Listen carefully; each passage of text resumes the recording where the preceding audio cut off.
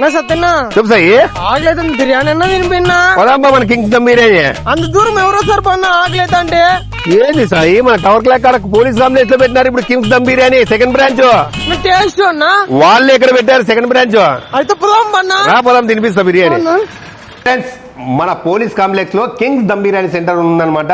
మనకు అక్కడ పోయే అవసరం లేదు. అక్కడ ఒక బ్రాంచ్ ఉంటుంది, ఇక్కడ ఒక బ్రాంచ్ ఉంటుంది. అదే టేస్టీతోనే ఇక్కడ వచ్చేసి మనకి కింగ్స్ దమ్ బిర్యానీ వాళ్ళు వచ్చేసి మనకి చికెన్ బిర్యానీ వచ్చేసి జస్ట్ 130 రూపాయలే. మటన్ దమ్ బిర్యానీ వచ్చేసి మనకి 200 రూపాయలు. దాంతో పాటుగా మనకి మార్నింగ్ టిఫిన్ గానే ఉంటుంది అనమాట.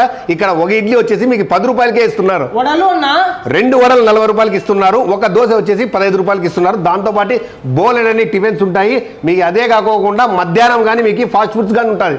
ఇన్ని చెప్పినావు ఎప్పుడన్నా ఓపెనింగ్ సాయి రేపే సాయి సండేనే ఓపెనింగ్. ఇక్కడ వచ్చేసి ప్రశాంతమైన పార్కింగ్ ఉంటుంది. ఇక్కడ ఎవరు డిస్టర్బెన్స్ ఉండదు. ప్రశాంతంగా తినొచ్చు.